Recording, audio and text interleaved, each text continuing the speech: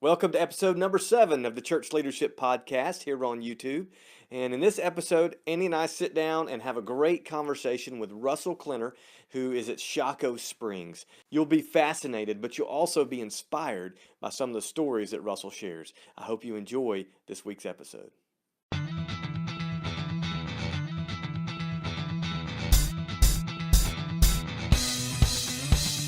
Welcome to the Church Leadership Podcast, your weekly source for encouraging and equipping local church leaders, with your hosts, Mark Gainey and Andy Frazier. In each episode, Andy and Mark sit down with church leaders that you should know. We believe these honest conversations will be helpful and encouraging to you as you lead the local church. Here is this week's episode. Welcome to episode number 7. This episode is brought to you by our sponsor, Insight Ministries. You know, as leaders in the church, it's easy to get frustrated, discouraged. We know things need to change, but sometimes we just don't know how to do it. Well, allow Insight to come partner with you. They can help you really by giving you outside eyes. They specialize in coaching and consulting. They also work with churches in web development, social media, app development, things like that. So you can find out more about Insight Ministries at their website, insightministries.org. That's Insight, I-N-C-I-T-E, ministries.org. Now for this week's episode. On this episode, we have Russell Klinner with us from Shocco Springs in Talladega, Alabama. Russell serves as the executive director there, and we're so glad to have you on the podcast today here with us, Russell. Thank you. I'm looking forward to this interesting interview. Awesome. We're glad you joined us. So, Russell, tell us a little bit about yourself. Tell us, introduce yourself to the folks listening. Tell us about your role there at Shaco, and I guess it's still relatively new. Almost a year you've been there as executive director. So tell us a little bit about what you do there. Okay. I started out at Shaco 26 years ago as a grounds guy. Came on staff with no intention of ministry in my mind. It was a summer job just purely for the sake of getting a paycheck. Wow. And it progressed through those years, and I took one summer away from Shaco in those 26 years to intern at a paper mill when I was in engineering school, and quickly realized that was not for me. And God just kind of kept shoving me back into work at Shaco. And then beginning last year in January is when I took over the role as executive director. And when I took over in that role, I had this check sheet of things that I thought qualified me for the job, and it was all around spreadsheets and hiring people and how do we hire and how do we set vision and how do we do all those things. And I think the one thing I've learned this year is God has lots of different plans along the way. He reveals lots of things to us through the process, and to see how intricately I get to be involved in some of those life-changing decisions that kids make and staff make and all that is the side of that job that I didn't catch right off the bat. So I think for me that was this year's been full of that. It's been full of those minutes where God just kind of deviated from the path and the skills that I thought I had, and He showed me a different path. And so it's been really cool. It's been an awesome year. Sounds like that old adage that when you find something you're passionate about and you love doing, you don't work a day in your life. That's exactly right. when you know you're doing what God's called you to do, I mean, it's awesome. So it's great. Yeah, and that's that same saying my granddad. I remember sitting on the back porch with my granddad, and as a teenage boy, he told me that. He said, here's the one piece of advice I give you. If you find the job you love, you never work a day in your life. And it's true. Amen. It really is. When I wake up in the morning, it's what fires me up. And as he would say, is what cranks a tractor and keeps it going. There you go. Well, it kind of makes me think, and you've told me this, this is obviously not just a job for you. You may have started out that way, but this is ministry. It is. And so tell us a little bit about, that mindset, how your role and your ministry at Shaco is truly a calling, not just a job. Well, it's a job that's a calling, and to see that play out in life is still a progression for me. I have a wife and 2 kids, Will and Leah, and my wife Rebecca, and we entered into this role at Shaco about 10 years ago. Actually, I think it was 13 years ago now, because my daughter was born at Shaco, so that's all they've known. Oh, wow. And when we moved on, we had that discussion of its ministry and all that, but changing roles in that past year has really opened my eyes to its 24/7 ministry. And so it changes that perspective of it's not just a job. It is a job, but it's so much more than that. The rewards different rewards. And it's a struggle to balance that work and that life and my kids' soccer games and cheerleading and basketball. And it's one of those things I'm still figuring out, just to be honest with you. It's tough at times. And so it's just a progress of figuring out. So you can relate to pastors then, as church leaders. Sounds exactly like the job of a Absolutely. pastor. Yeah. Well, tell those listening who might not be familiar with Shaco, tell us a little bit about Shaco and why you guys exist and some of the things that you offer there. Okay. We are a Baptist conference center. We were originally bought in 1947, 48 time frame by some Baptist guys who wanted a place that was set apart, a place for them to get together and do their trainings and have an opportunity to just get away from everything else. And the one thing I found that for me is one of those important things and kind of relates back to that conversation we just had, my time away. It's so difficult, and I know it's got to be the same way for a pastor that's in the same type of role that I'm in, to find that time for yourself. For me, it ends up being in those woods. It ends up being I love to run, and I go hit those woods and go run and just get away. And that's what Shaco is. Even for those groups that are coming and attending, we've got bazooka ball and paintball and ropes course and wet willy towers, and the list goes on and on. I couldn't attempt to recite those off the top of my head, but that's not what it's about. It's about getting out there and removing those normal distractions of life that you have, or that your kids have, or that your youth have, or whatever group you're bringing. It's removing all that stuff and getting you in an environment where God can divinely intersect you. Because I believe there's a ton of value in that, and seeing God from a different perspective. Because so many times we get so wrapped up in life and we get caught up in, I got this baseball game and I got this soccer game and I got this and I've missed my kids this and that I forget. I got to carve out that space for God. And when we finally find that space to carve it out, that's where it happens. That's where God finds us. He finds us in those quiet minutes. And so that's Shaco's purpose. I mean, truthfully, that's why we exist. We exist to provide an environment for God to divinely intersect people for eternal life change. Amen. And that's what it's about. And for pastors, I think it's vital. We're in the process. We do a ministers retreat, and I think it's important for pastors to get away. And we are, I'm going to go on record and say, for 2019, we're going to open that up for free for pastors to come and spend a few days with us. We've got some volunteer apartments that aren't used all the time. So call us and schedule that time and come get away with us and spend a few days. Wonderful resource. There are a lot of guys who just get stressed out and worn out, or maybe in between ministry assignments. That would be a perfect opportunity for them just to get away for a couple of days. Just a couple of days in our society is huge to get away from the hustle and bustle. Yeah, and we say all the time, we talk about how we're supposed to work from our rest, not rest from our work. And so what you're saying is you provide a way to begin to put that discipline, really, because it is a discipline of rest and Sabbath in your life. And, church leaders, Russell, you've seen it. Church leaders are strung out and burned out, and they need that, maybe more than other people. That's right. That is awesome. And I think even from the guest side of it, you're bringing the youth group out there. Most people come and their original intention is to come and slam the weekend full of all these rec options and all this. Like when God shows up is during those quiet moments when you're out on the trail, or you're out sitting by that lake or whatever. That's when God shows up, and so that's why we exist. That's that purpose behind it all.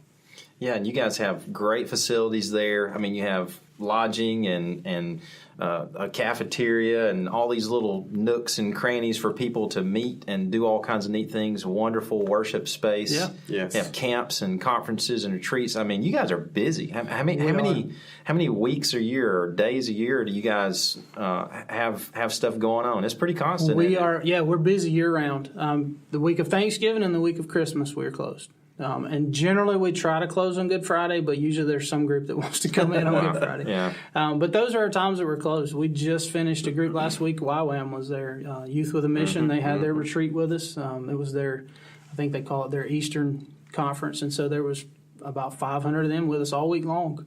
We're hosting a group from Talladega College right now. They're college kids. The dorm got overbooked. They didn't finish their new dorm, and so they had to have a place to send kids. So we've got 130 to 150 college kids on campus been living with us since August. They're from inner city New Orleans and inner city Chicago, and so it's been really cool to see the mission field come to us. Wow. We usually pay to go see those and to reach out to them, and to have the opposite occur, where they're coming to our campus. And so it's presented a unique ministry opportunity. It's had its challenges along the way. And I've been there, and that's a much better stay than a dorm. Absolutely. Absolutely. Especially environmentally. Wow. Yeah. That's right. So, okay, I'm just curious, and people listen maybe too. So tell me, how many acres is the campus, and how many staff do you have?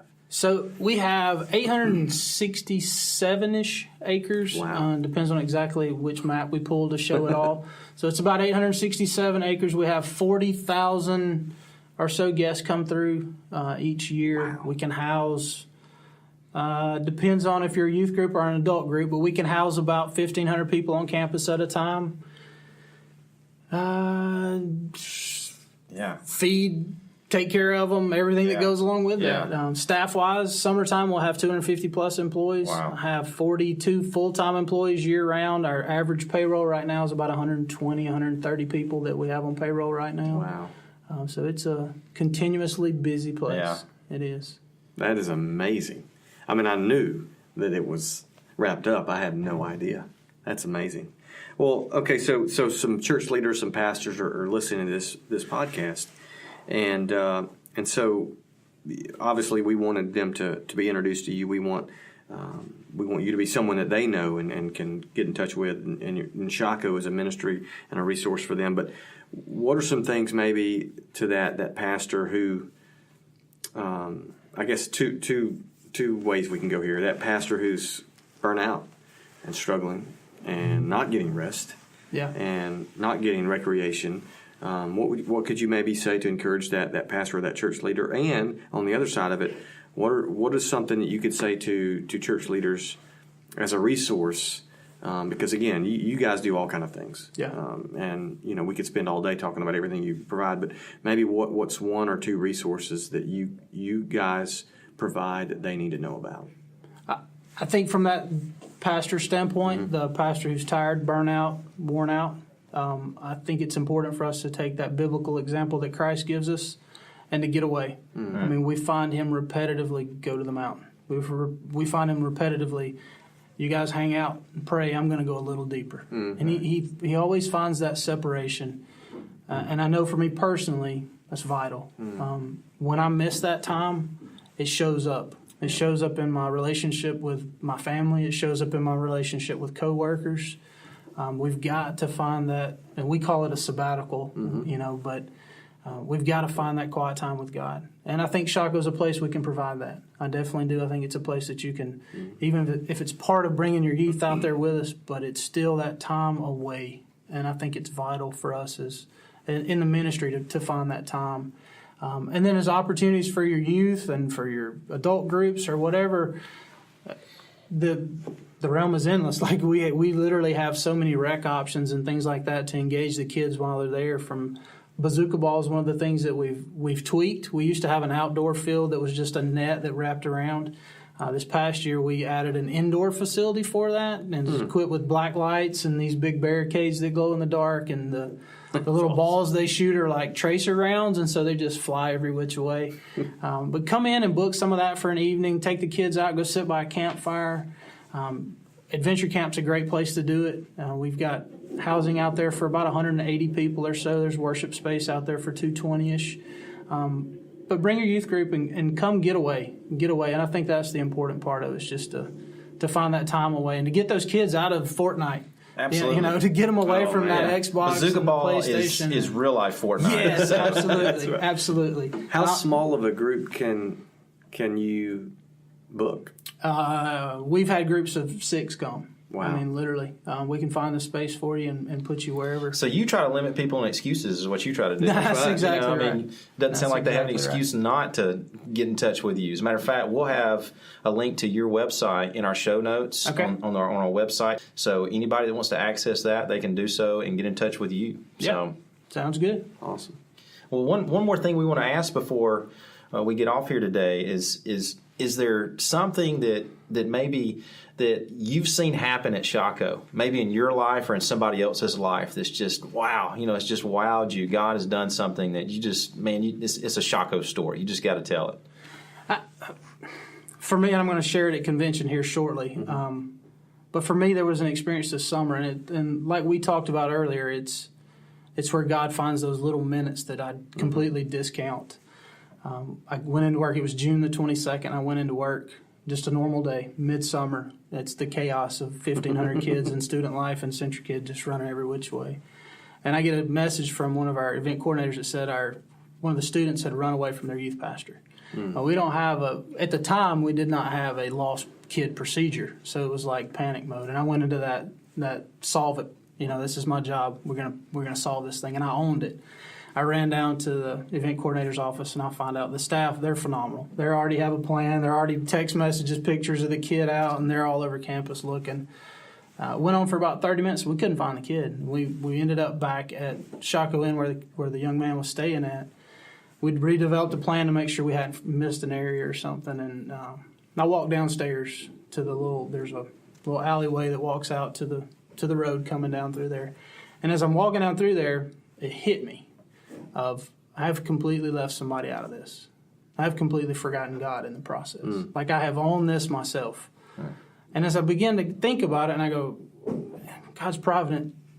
He knows the kid. Like he made the kid, and he made me, and he has created this moment, and I have completely discounted that.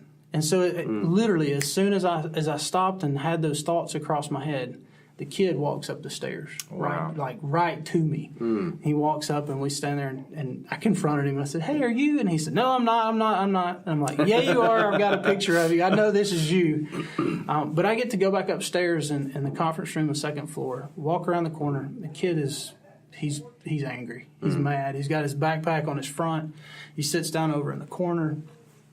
And I got to sit up there for about 2.5 hours with a kid who's seen more in life than I'll ever see. And I got to share the gospel with him. Amen. And I got to sit down and just tell him but Christ.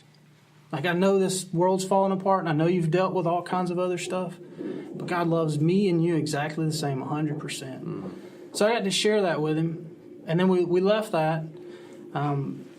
Weeks roll by, months roll by, September-ish. The hurricane's coming into the coast of the Carolinas up there, and his youth minister, and he were from Carolina. And so I text her just checking in on them, and she promptly responded that they're perfect, they're fine, they're more inland, no need to evacuate from the storms. But she shared with me that kid's life has changed. He's no longer lashing out at her. He's no longer lashing out at his teacher or his parents. He's changed schools, he's making good grades, and he was baptized the week before. Wow, Praise the Lord. that is awesome. That's what it's about. Like, it's not about facilities and bazooka ball and wet willy and throw that stuff away. Like it's about that minute when God eternally changes somebody. That kid's going to be in eternity, not because of what I did, but because of what God did. What God did through the resource of Shaco. And so That's awesome. the more people I can get there to see that and to see sometimes just getting away, just getting them out of the environment that they're in, it changes things. Man, that's awesome. What a great way to end our conversation. And I'll say this, Russell, thank you for joining us, man. Yeah. Thank you for being a part of this. But as you're listening, I don't know if you caught something he said. He said it in passing, but he said he texted the youth leader of a group that had come to Shaco among 1,500 people when hurricanes hit North Carolina, and that's relationship, man. And you need to know this guy. You need to know Russell. And so thank you for being here. Yeah, no problem. We appreciate I've enjoyed you. We appreciate Shaco. And we hope you who are listening have been encouraged and equipped to lead your local church better. And we can't wait to see you next time.